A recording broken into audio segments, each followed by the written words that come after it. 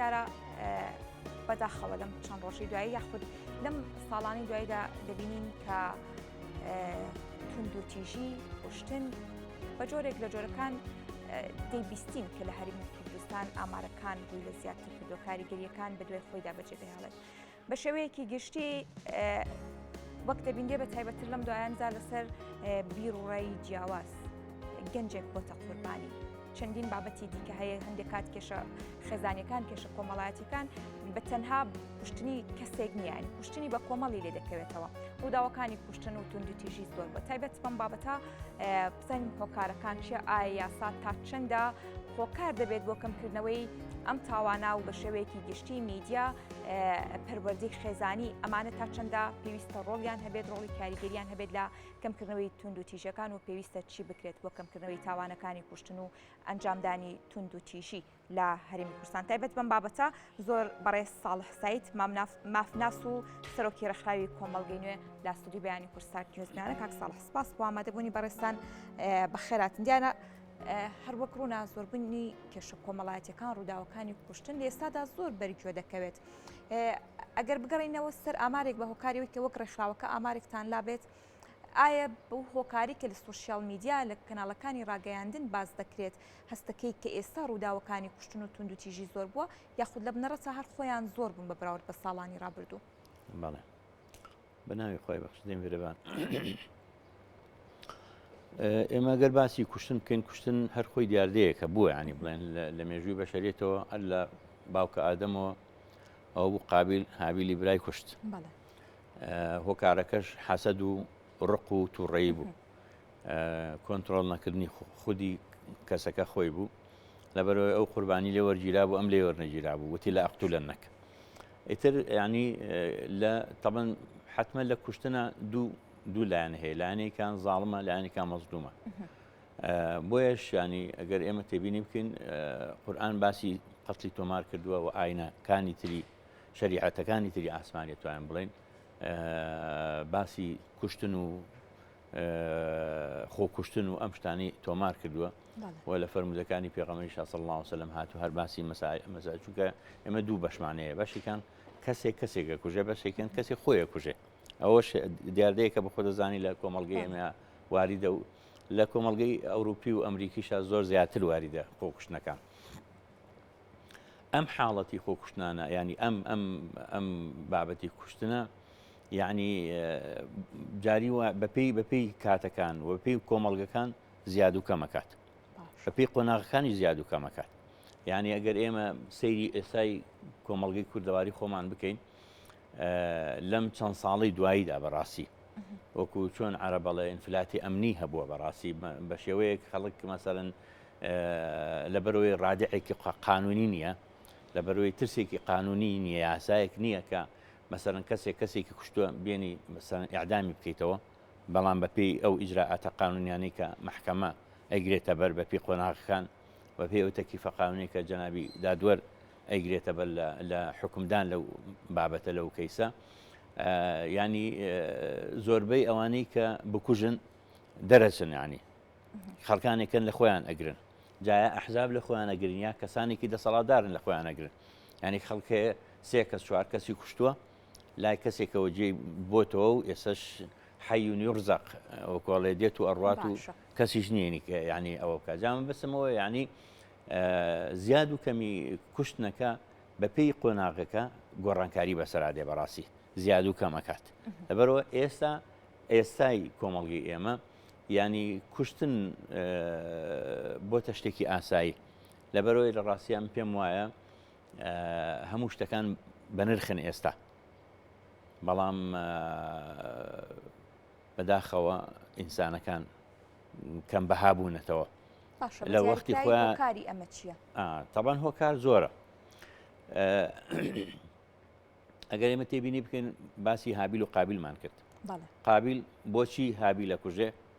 وتی ینی کە خوای گەورە فەرمووت عەلەیهم نەبە ئەبنەی ئادەم بالحق إذ قربا قربانا فتقبل من أحدهما ولم يتقبل من الآخر قال لأقتلنك تۆ باسی دوو کوڕەکەی ئادەمیان بۆ بکە کە قوربانیان کرد یەکێکیان لێ وەرگیرا ئەویتریان لێ وەرنەگیرا ئەوەی کە لێ وەرنەگیرا ئەوتی من تۆ ئەوکوژم باشە سەبەبەکە چی بوو نەخۆشیێکی دەرونی بوو کەس حەسەدێک بوو ڕقێک بوو بەرامبەر بە براکەی لەبەرەوەی ئەو پێش ئەو کەوتووە هۆکارەکان تەبەن بەشێکی پەروەردەیە بەڕاستی بەشێکی ئەم میدیا و سوۆسیال میدیایی کە ئێستا بەڕاستی کوشتنی ئینسانی زۆر ئاسایی کردوێتەوە بەشێکی یعنی پەروەردەکردنی مناڵە هەر لە بیدایەتەوە بەداخەوە من پێم وایە ساڵانی پێشینش ئەم قسەیەم کردووە پلیستیشن هەبوو دوایی کۆمەڵشتی تر هاتە پێشەوە کە ئەمانە هەمووی مناڵ یاری پێکەن هەموو ئەو یاریانەی کە مناڵ یاری پێکەن چیادی بزانم بەشێکە لە تونند و تیژ وانە ئەنج مەسەرەن کاتێک کە باوکەکان شت ئەکردن بۆ کوڕەکانیان چیان بۆ کڕە دەمانچەیەکی بۆ کڕێ ڕەشاشێکی پلاسیکی بۆ کڕێ بۆیە باتە ماڵەوە یعنی سیرەکەی ئەمە بەم مناڵە ئەڵێ تۆ کاتێ پیاوی کاتێ ئازای کاتێ تۆ ناوبانگ دەرەکەی کە بکوشی تەخە بکەی چەک بەکاربێنی یعنی زۆربوونی چەک لە دەستی خەڵکە بە بێیاسا هەر کەس ئێستا لە ماڵی خۆیان چەکێکی هەبێ بەشێکی بەڕاستی ینی ئەمیشێکێکە لە هۆکارەکانی زۆربوونی ئەم تونند و تیژە زۆربوونی ئەم کوشتنەی کە هەیە لەبەر ئەوە نەبوونی ڕادیع قانونیەکە وەکوتم بدایەت ئەمە هۆکاری سەرەکیە بەڕاستی یعنی چونکە لە ڕاستیە ینی ئێستا ئەگەر هەر کەسێک بڕیار درا بەپی قانون تێب ئەمە قانونی عقوباتی عراقیمان هەیە قانونێکی زۆر تێر و تەسەل و زۆر باشە بەڕاستی یاسای بەرکاریش لای ئێمە قانونی عقوباتی عراقیە یاسای سزادانی عراقیە ئەم یاسایە دیاری کردووە عقوبەی قاتلی دیاری کردووە ئێمە قەتلی خەتە ئەمان هەیە قەتلی عەمدمان هەیە لەناو قەتلی عەمدا شتانێکمان هەیە پێی وترێ ینی ظەرفی مشەدەد ئەم ظەرفی مشەدەدە یعنی چۆن وا ئەکاکە عقوبەکە بەرز کاتەوە هەتا ئیعدام ئێستا ئیعدام نەماوە ئێستا کابرا قەتڵ کات کەسێک گەکوژێ بەخێوەکرێت خزمەت دەکرێت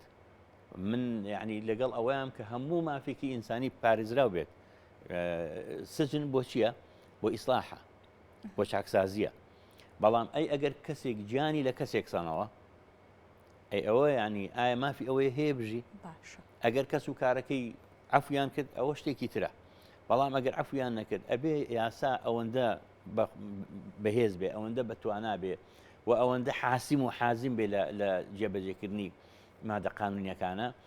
فەرق نەکا لە بینی عەمر و زەیدان لە بینی کوڕە مەسئول و کوڕە پاشا و کوڕە گەدایە هەمووی وەکوێک لە بەردەمی قانونە یەکسان بن چونکە ئێمە لە قانونە شتێکمان هەیە ئەڵێن هەموو خەڵک لە بەردەمی یاسادا یەکسانە جیاوازی نییە لە بینی دەوڵەمەند و هەژارێکە بەڵام بەڕاستی نەوانە ئێستا یعنی تۆ تێبینی بکە وەختی خۆی لە سەردەمی پێغەمبەر صلی الله علیه و سلم کابرایەک دزی کردبوو پێغەمبەری خوا صلی الله علیه و سلم بڕیاریە دەستی ببڕێ قەومەکەی هەمووی دەسەڵاتدار بوون هەمویان ناوبانگیان هەبوو ڕۆیشتن لای وتیانەی پێغەمبەری خوا صلی الله علیه و سلم چون لای ئوسامەی کوڕی زەید ئوسامە کە زۆر خۆشەویست بوو لای پێغەمبەر صلی الله علیه و سلم ئەویان کردە شەفیع بۆ ئەوەی کە دیفاع لە قاتڵەکە بکە لە دزەکە بکە بەڵام پێغەمبەر صلی الله علیه و سلم مەقولەیەکی فەرموو ئەم مەقولەیە پێویستە هەموو دادوەرێک و هەموو حکوومەتێک ئەمە جێبەجێ بکە فەرمووی إنما أهلك الذين من قبلكم خلقاني بيش يوه بهلاك شن بو إذا سرق فيهم الشريف تركوه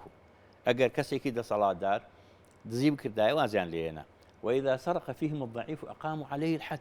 بلام أجر كم دستيك هجارك دزيب كرداي أو حد يعني بسراجة بجيك أنجا فرموي والذي نفس محمد بيده لو أن فاطمة بنت محمد سرقت لقطعت يدها فرمووی سوێن بە بەو کەسی گیانی محەممەدی بەدەسە ئەگەر فاتیمەی کچی محەممەد کە هەموو کاتێ پێغەمبەری خوا صلی الله علیه و سلم کە فاتیمە دەرکەوتە لە بەری هەڵساوتەوە ئەوەندە ینی بەڕێز بۆ لەلای فەرمووی ئەگەر فاتیمەی کچی محەممەد دزی بکەم دەستی بڕۆ ئیتر ئەمە حەسمە تەواو لەبەر ئەوە کابرا مەسەرەن وەکووت عەرزم کردی یان حیزبێک پشتی پشگیریەکە یان بنەماڵەیەک پشگیریەکە یان دەسەڵاتدارە یان هەر شتێکانی لەبەر ئەوە یاسا تەطبیقکردنی یاسا ڕێژەی قەتڵ پێم وایە زۆر کەمەکاتەوە ئیزافەتەن بۆ کۆمەڵێشتی تر کە بەڕاستی پەروەردەی خێزانیە ینی تەوجیهاتی کۆمەڵایەتیە سلوکی کۆمەڵایەتیە ئەمانە هەمویان کاریگەری خۆیان هەیە لەسەر ئەوەی کە ڕێژەی کوشتن زیادکەن یاخود کەمکەنەوە باشە هەر وەک دەبینین بەکارێنانی سوشیال میدیا لە ئێستادا زۆر بەربڵاوە ڕەنگە هەندێک کەس بە ئازادانە بیرۆڕاکانی خۆی لە سوشیال میدیا دەرببڕێت و هەندێک کاریگەری و لێکەوتەی لێ دەکەوێتەوە وەک ئەوەی کە بینیمان دەکرێت بڵێ بیرۆڕای ئازاد دەربڕینی بیرۆڕای ئازاد دینی جیاواز ئەمانە هۆکارێکی سەرەکی بن بۆ ئەوەی کە تۆ ڕائێکی جیاواز قبول نەکەیت دینێکی جیاواز قبول نەکەی لە کاتێکە پێکاتی هەرێمی کوردستان هەموو پێکاتە و بیرۆڕای جیاوازی تایە ینی ئاینی جیاوازی تایە پێکاتی جیاوازی تایە بیرۆڕای جیاوازی تایە ئێمە ئەگەر تێبینی بکەین ئازادی شتێکە و هێرشکردنیش بۆ سەر مقدسات شتێکی ترە قانونی عقوباتی عراقی مادەی 372 باسی الجرائم التي تمس الشعور الديني ئەو تاوانانەی کە هەستی ئاینی برینارەکات هەموو مقدساتێک هێرشکردنە سەری تاوانە جەریمەیە باشە و پێویستە داواکاری گشتی بەڕاستی لەم بابەتانە بکۆڵێتەوە من پێم وایە یعنی سوۆسیال میدیا کابرا بە ئارەزووی خۆی بەڕاست و بە چەپا باسی خوا و باسی دین و باسی قورئان و جنێودان بەخوا و بە پێغەمبەر و بە ئیسلام و بە ئەمانە تۆڵی مەسەرەن خەڵکی کوردستان هەمەلایەنەیە بەڵام لە ١٩ بۆ 95 خەڵکی کوردستان مسلمانە تۆ بەحسابی ئەوە بکە مەسەرەن یاساییەوە عەرز دەکەم من جوابی یاسایی ئەدەمەوە جوابی یاسایی وەکو عەرزم کردی ئازادی یەکەم جارە هەر لە ڕووی ئینسانیشەوە ئازادی ئەوە نییە من شعوری جەنابەت برینارکەم ئازادی ئەوە نییە لە من کاتێک ئازادم سنووریەکەم هەتا ئەگاتە سنووری تۆ لە سنووری تۆ ئازادیەکە من کۆتایی دێ ئیتۆر لەوەی ترا کۆتایی دێ لەبەر ئەوە مەسەرەن جارێ بەپێی جارنامەی جیهانی مافی مرۆڤ بەپێی جارنامەکانی تری هەر مافی مرۆڤ کە یعنی لێرە و لەوێ ئیزافات و حەسفی تیاکراوە بەپێی دەستوری هەموو دەوڵەتێک هەموو وڵاتێک باشە دەستبردن بۆ مقدسات تاوانە لەبەر ئەوە